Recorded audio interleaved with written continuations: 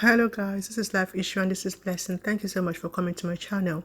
If you've not subscribed to our channel, please help us hit the red button so that you can get videos once we upload it. In the news, there is a trending news about a Nigerian girl, Oluwatoyin, who was killed, who was murdered, that's what they say, Florida. And this story is really disturbing in the sense that this girl is an activist and she has been speaking out about Black Lives Matters, but her life was taken just recently. Now, she went missing on June 6th. I don't want to be the one to tell her story. I want you to be the one to read what she posted and also hear a little bit about her and her activity as an activist. So watch her video, and after you've watched her video, you read her Twitter account of what actually happened to her. Now, so many people are questioning what she said. We look at those questions and try to answer them or try to reason around them. Right, so watch her as she was doing one of her protest march in the US. So watch this. Unless you give them that information. Wherever the fuck I go, I'm profiled. Look at my fucking hair, look at my skin, bruh. This shit, I can't take this shit off. So guess what? I'ma die about it. Yeah. I'ma die about my fucking skin. You cannot take my fucking blackness away from me. My blackness is not for your fucking consumption, nigga. It's not. It's not. Okay? It's not. And y'all need to listen. It's like I said, it's okay to be angry. Use wisdom. Don't move stupidly and get yourself hurt. You already seen, we all in this together. I didn't mean to like divide anybody. We all in this together. My brother who got, he got ran over. Y'all need to know who the fucking enemy is. Sometimes I get mad, but I'm not trying to divide nobody. Y'all need to remember who fucking enemy is. It's racist Tallahassee. White racist Tallahassee. Say it again. Thank you so much for watching that. So that's her. She's an activist. She's very vocal. She's someone that understood what she wanted her society to be like. She's very passionate about her dream. And she's an artist, okay? So it actually baffled me when I heard that this girl was homeless and she was living in a church. Yes, a church. Okay, so this is really something I could understand because she's a Nigerian. I mean, Nigerian parents most times will take care of their children. But why was she a Nigerian, homeless, living in a church? Where was her parents? Where was her family? Right, let's not preempt what the questions are from people. Let's go over to her account of what actually happened to her. So I want you to read her post that she made about being raped, about being scared of her life, and this prompted people asking after her and asked where she was, but she was declared missing. So read this.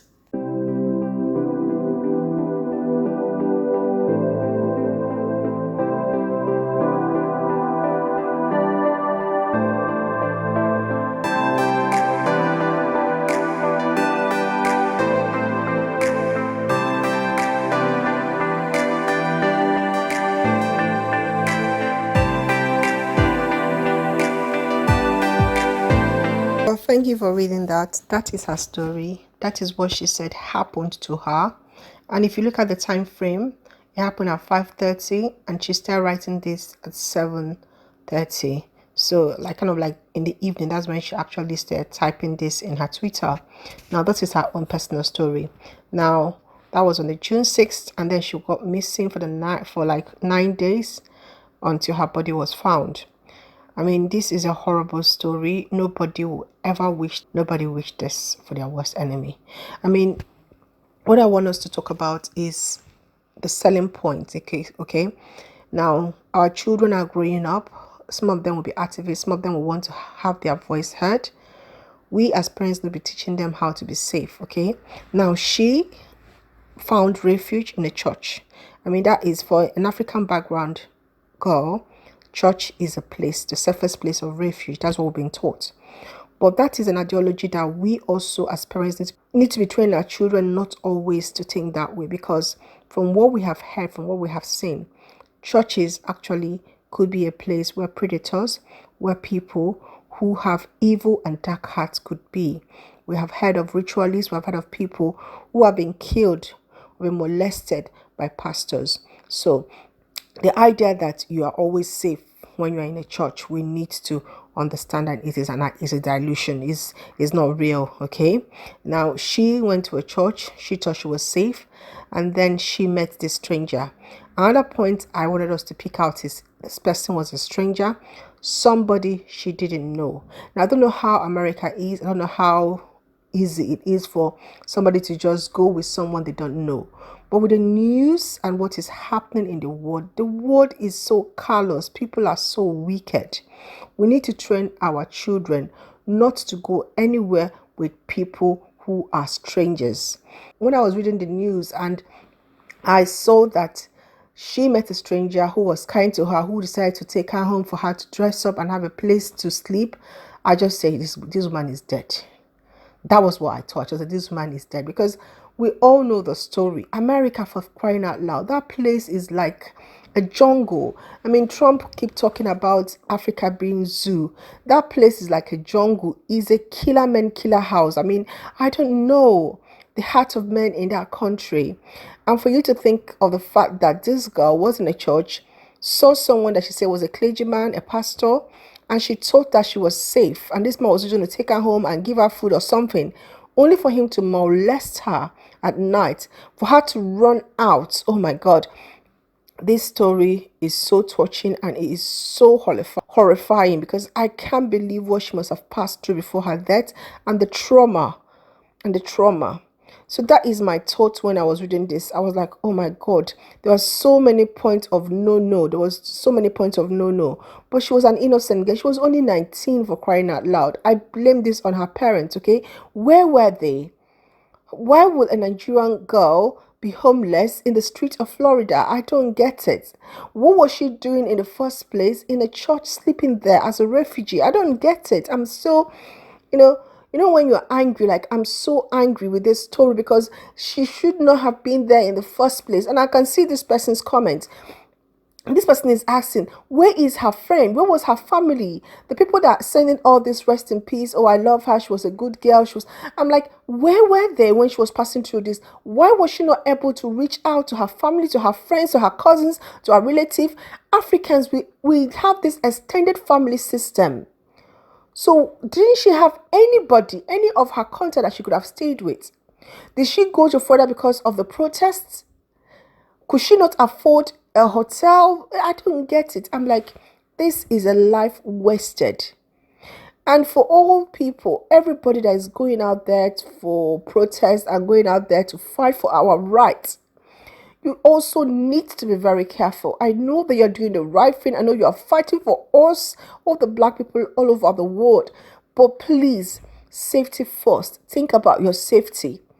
Be very vigilant. This girl's life was taken for a good cause, because she went there for a good cause. But we need justice. She cannot just die in vain. I've tried researching about her killer who did this. I mean, the story is not yet out.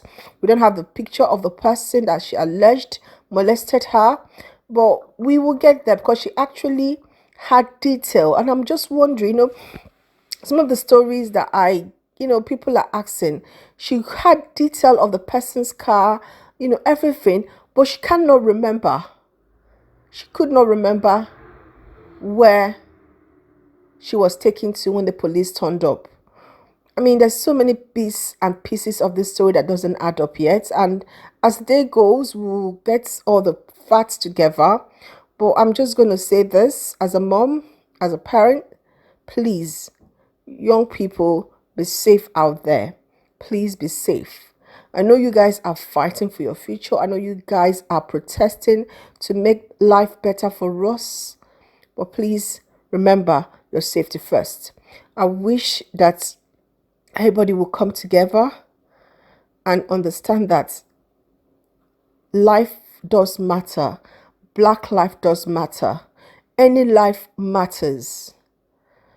This life just been wasted, all because of what? Tell me, what is this?